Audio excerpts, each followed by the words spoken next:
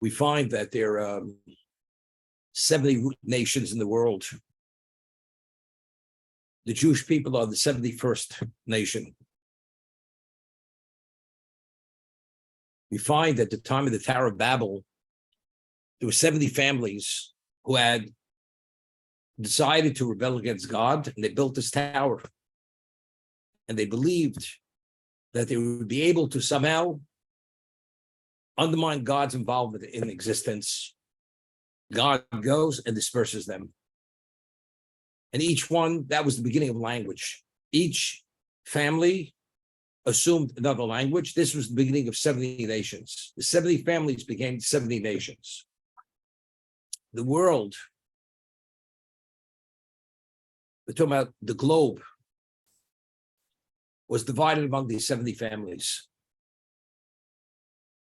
Each family was given a certain location in existence.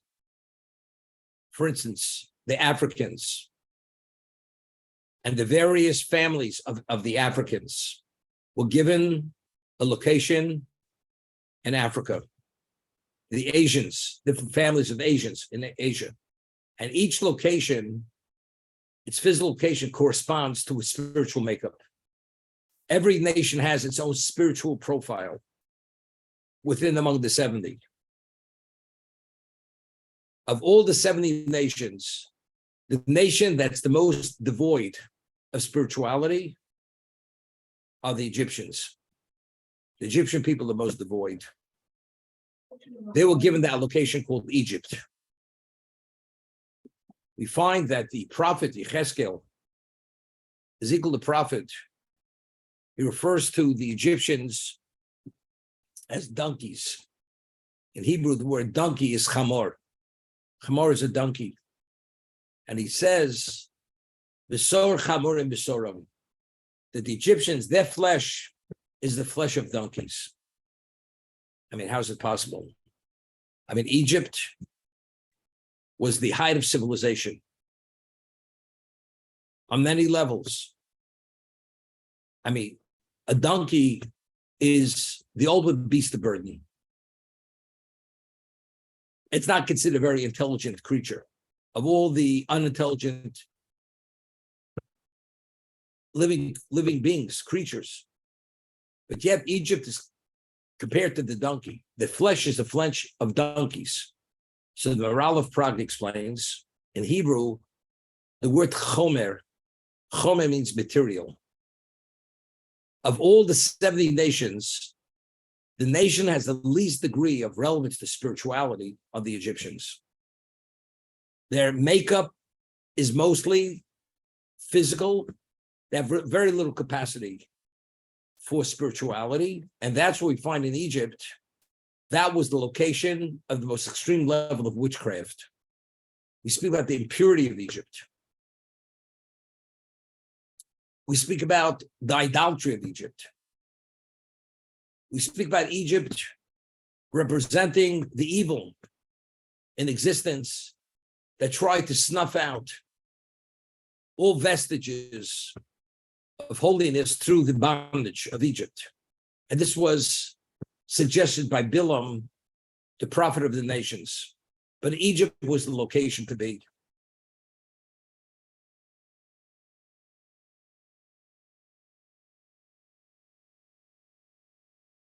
And from there, we were redeemed by God.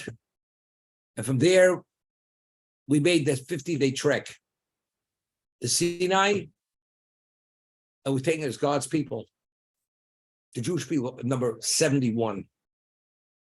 We always discussed number 7 connotes the physical, connotes limitation, 7 days of creation. 8 is always supernatural. The Jewish people surpassed the 70. We are 71. When we said at Sinai, Na'aseh v'nishma, we accept unequivocally, we became God's people. We became a different entity. We assumed a location beyond the seven. Our innate value is not within limitation, because we have a capacity to be able to cleave to God through the Torah. What does that mean? God has no relationship with the nations of the world. We've mentioned when the Torah speaks about spiritual excision, person's excised from God. The Torah always speaks about the soul is excised from the Jewish people. The soul is excised from its people. But if spiritual excision is you have no relation with God and you're cut off from God, it should say you're excised from God. But yet, whenever the Torah speaks about the liability of spiritual excision, like a person's not circumcised, person who eats on Yom Kippur, person who violates Yom Kippur, person who violates the Shabbos, and he's not forewarned, the effect to that person's soul is he's excised from God. But it doesn't say that. He's excised from the Jewish people. This being we do it deliberately. Deliberate. Person knows and understands, and yet despite that, he transgresses the Yom Kippur, the Shabbos, whatever it may be. So we'd explained the only nation that has relevance to God are the Jewish people, was what took place at Sinai. Every other nation was given an offer, and they rejected it. They have no capacity to have a relation with God. The only nation that has a relation with God are the Jewish people. If you're part of the Jewish people, and each part Jew, as we mentioned, each soul is connected to every other soul. All souls, Jewish souls, are interconnected. And that's what the Jewish people are comprised of. Each one of us has our mission, has our own profile, and we're given our mission, our task to perfect that. And we perfect that, we're perfecting part of the whole. But each one of us is part of the whole. And God has a relationship with that whole. If you're not part of that whole entity called the Jewish people, you don't have a relation with God. God does not have a relation with individuals. He only has a relation with individuals if you're part of that whole. That's the concept. So if a person is excised, you're cut off from the Jewish people. Once you're cut off from the Jewish people, you have a relation with God, because God, the only nation that God has a relationship with are the Jewish people. Now, at Sinai, we became Goy Kadosh. We became holy. What is the meaning of holiness? Whatever God is associated with on a certain intimate level, that is the location of holiness. For instance, at Sinai, when God's presence descended from heaven onto Sinai, what happened to that mountain? That mountain became a holy mountain. When his presence ascended, it was just a piece of rock. The holiness of location is determined by God's presence being there. God at Sinai took us out as his people, inextricably connected to him. We are eternally his people. Therefore, if we are his people and we're connected to him, that means there's innate holiness in the Jew, because God's presence is in the midst of the Jewish people. Regardless of how much we fail, it doesn't make a difference. Because of Sinai, that's an eternal relationship which took place, but it wavers. It fluctuates. More intense, less intense. But the connection is there. For instance, I'll give you an example. You have something which is tethered to a dock, a boat. If the rope is shorter and it's very tight, the boat doesn't move from the dock. But if you unravel that rope from its mooring and it's still connected, to go out miles into the sea, but ultimately it's still connected to that mooring through that rope. And that's Jewish history.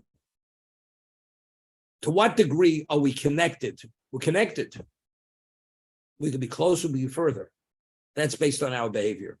But ultimately, the connection is always there. That relationship is called kavod. God's glory.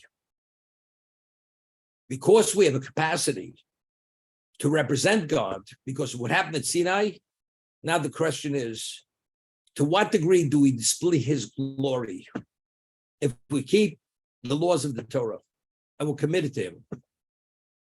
Positive, negative commandments, that means we're living with the context where we display his glory. The more we glorify him, the greater level of relationship we have with him. Based on the relationship, his presence intensifies and magnifies now in our midst. As a result of that, we represent another level of his glory because of that level of intensification of relationship. And that glory ultimately brings about perfection of us, perfection of the world. And once we reach a certain level of glorification of God, then the world is ready for eternity. All evil will be expunged. The only reason why we're worthy of that glory is because we met the challenge. So if we've met the challenge sufficiently and we've succeeded sufficiently, now God says, now that you've met your potential as a people, as individuals, now evil has no value any longer. The challenges are over. Now God is ready to reveal himself to all humanity, to the whole world. And his presence should be evident in the physical existence.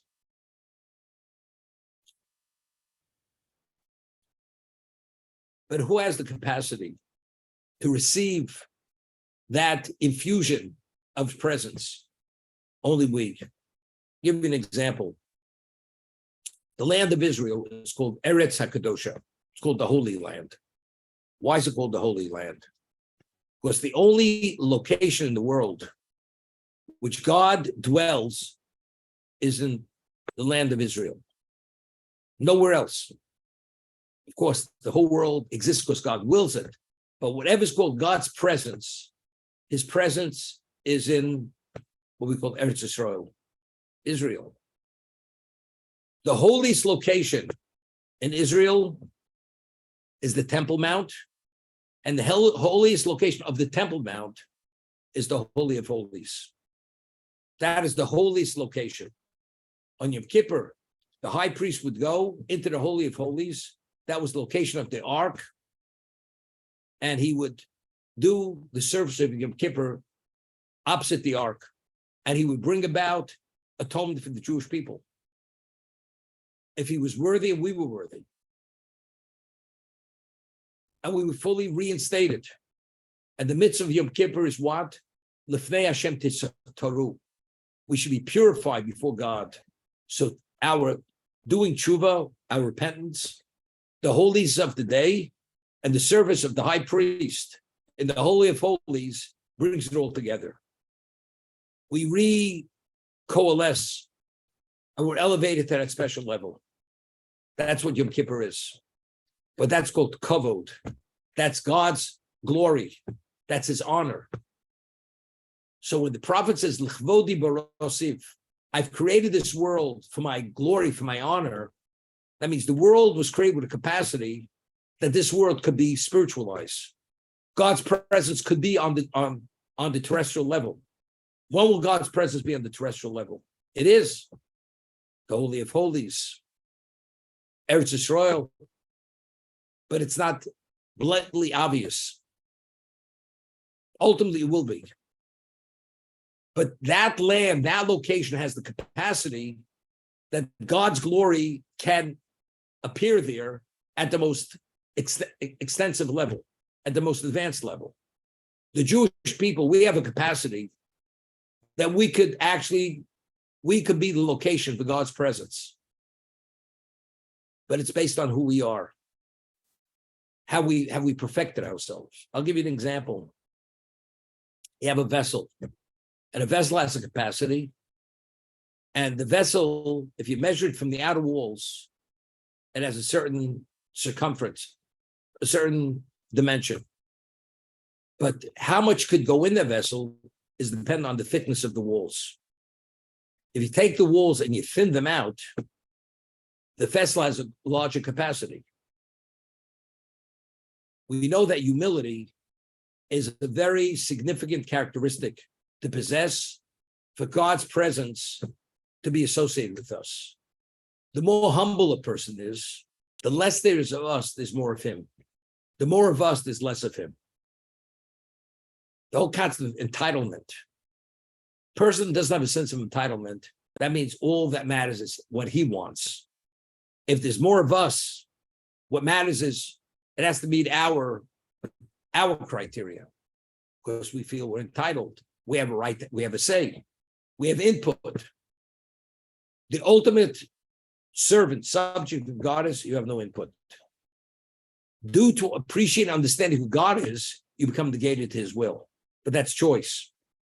That's choice. So what your capacity is, potential-wise, you have a capacity to be location to God's glory. But to what degree, that's up to your choice. I'll give you an example. Person lives in a house. It's full of clutter. And you invite people in, and you're sorry. Sign says capacity 2 people. So what are you talking about? The house is 20,000 square feet. What do you mean capacity 2 people?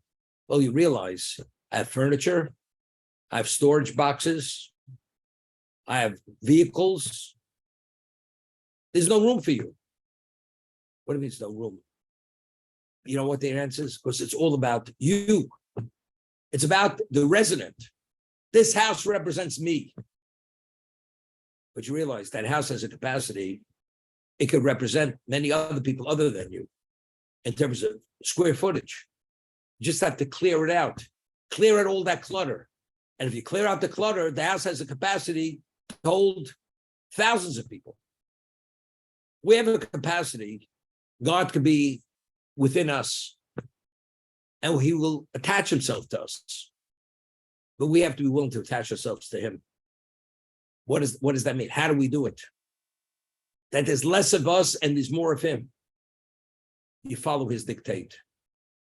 It's called the spiritualization process. But the spiritualization process is based upon recognition. You have to recognize who he is. And when you recognize who he is, then you recognize who you're not.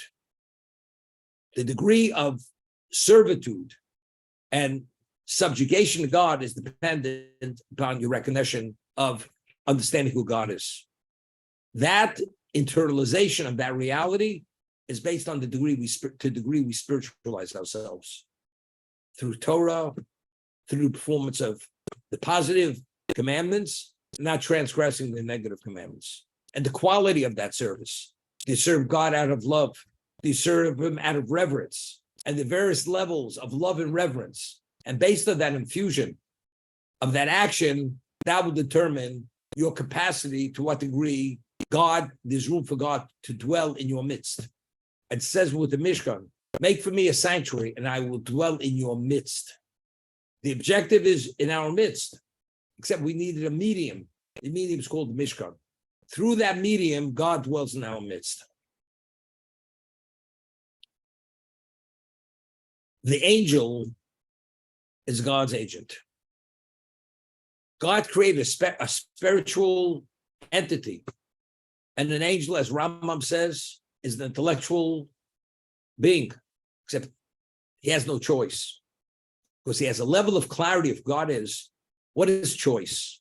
Choice means because it's unclear what is the right way to go.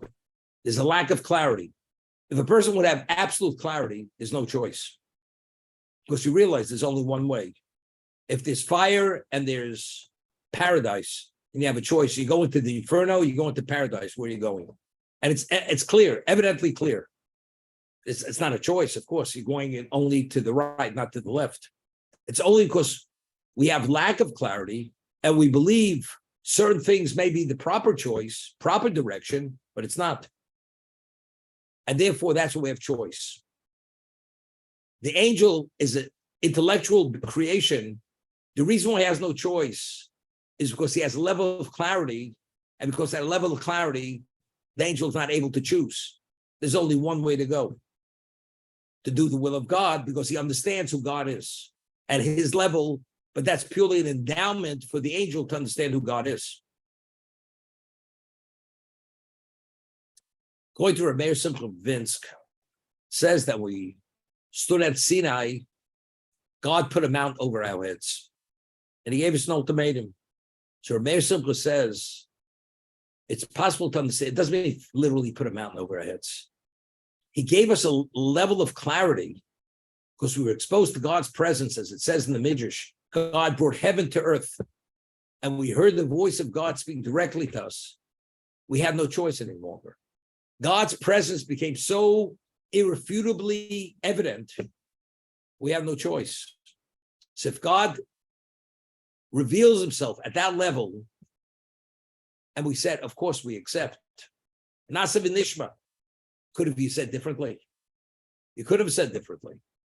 As a result of that, you had no, that's called no choice. You had no choice. You assumed, you ascended to a level of understanding that you're worthy of that exposure, that exposure gave you a level of clarity that you had no choice. That's what it was. That was the Sinai event. But the only reason why God was able to expose himself to us, to give us that level of clarity, because we had a capacity to be able to what? To achieve that level of clarity. I'll give you an example. You take an unintelligible animal. You could be the most articulate person to try to explain to that animal what something means, right? People have dogs. They believe the dogs understand what they're talking about. The master doesn't understand what he's talking about. You expect the dog to understand what he's talking about. And you're articulate and you have a level of cogency to deliver something to be ultimately convincing, right? You go convince the dog. The dog doesn't have the capacity to understand what you're talking about. You know, any of the nations of the world have no relevance. They don't have the capacity to be able to put their hands around what God is all about. It's beyond their capacity. The Jew, because we descend from the patriarchs, the holy patriarchs, and the 12 tribes, and we underwent many levels of purification. We find that Egypt was called the smelting pot. We suffered for so many years. We were exposed to the miracles. The Egyptians were exposed to the same miracles we were exposed to. Yet the Egyptians were oblivious to it. Oblivious. How's it possible? They didn't have the capacity because those miracles represented God's presence. They stood at the sea. They did not see what we saw. You have two people seeing the same thing. We say God's presence at splitting the sea was so palpable that what the maidservant saw, Yechezkel the prophet did not see. But the people saw more than the maidservants. Based on each person's capacity, spiritual capacity, they had a different understanding of who God was. You understand? What Aaron saw at the sea, what Nachshon ben Aminadav, the prince of the tribe of Judah, saw at the sea, was a lot more what the maidservant saw. But they all saw God. Each one had a different capacity. Based on your capacity, that's how you internalize the reality of God. The same thing. A person's a tzaddik. He sees things, he processes things because of his degree of spiritualization. He can internalize them differently than someone else. And you have a person who's a greater tzaddik. His level of internalization is greater. He has not the capacity. But it's all because everything is based on capacity. That's the level of association God has with that person, but that's within his capacity.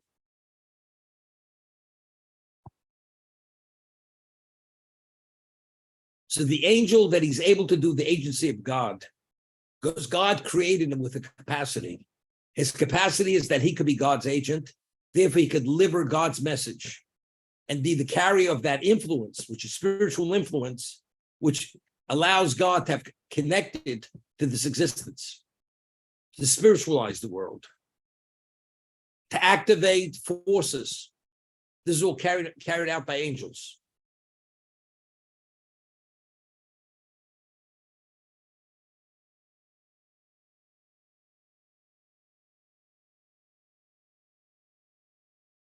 In the Kedusha, we say, it's a verse, Baruch Kvod Hashem Mimkomo. Blessed is Kvodo. Blessed is his Kovod, his glory from his location. What is the word Baruch? We discussed it many times. Baruch means that the source of all influence is from his location. His glory emanates from his location. Where's his presence? His presence is himself. God is infinite, but everything emanates from his presence. All energies flow from his presence. Baruch Kvod Hashem, the Kavod Hashem, the glory, the honor of God emanates from his location. What's his location? That's himself. The angels have no idea what it is. As we said, anything finite cannot fathom something that's infinite. It's beyond anybody's capacity. But we represent the Kavod Hashem, God's glory. L'chvodi barosid, I created this world for my glory. And if you recognize it, then you have relevance to it. You could attach yourself to it. You could cleave to it. But only the Jewish people. Because at Sinai, we rose to the level to 71, which is beyond finite, which 7 is creation. 71 is supernatural. That goes beyond the 7. 70, which is 7. Therefore, we could attach ourselves to God. We could cleave to God. And God gave us a capacity to relate and be the location for his presence to dwell. The Rambam writes, there are all kinds, we have positive commandments.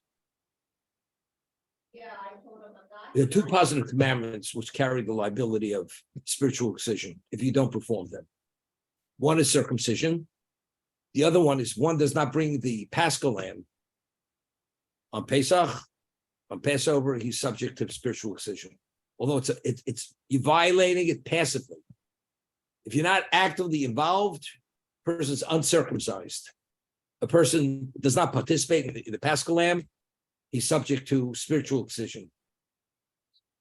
A person eats leavened product on Pesach, it's spiritual excision. A person eats in Yom Kippur, spiritual excision. A person eats non-kosher, it's not spiritual excision.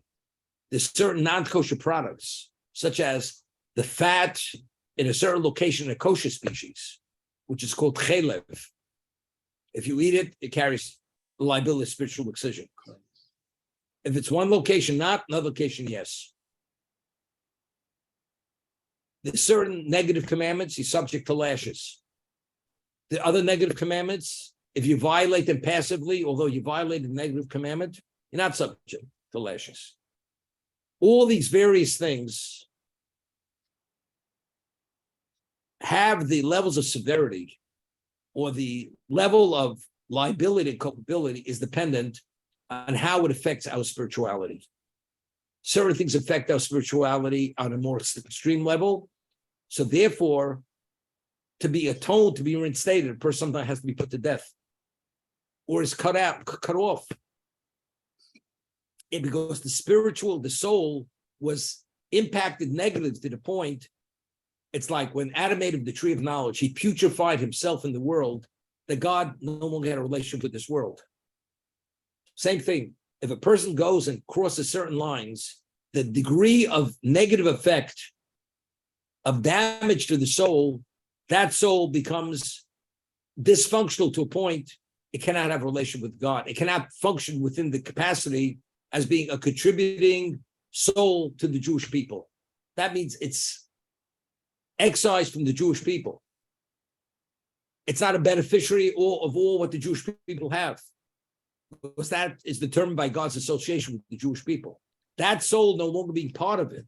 But if a person does tshuva, person has true remorse and repents, he's reinstated. Not only is reinstated, he's upgraded because he recognized the wrong. And after tshuva, a person is at a more advanced level than he was before he did tshuva, before he repented. Everything is atonable. Everything could be corrected. As the Rambam says, a person can be evil all his life. if the last moment of his existence, he says and he recognizes, I have regret for all that I did wrong, and I'm committed only to the will of God, that person dies at tzaddik.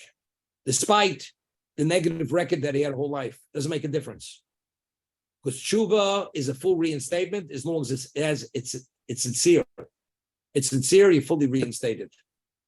But based on the spiritual makeup of that transgression, that determines the degree of effect negatively it has on our spirituality. And based on that, the only way it could be atoned and reinstated, that's the physical punishment.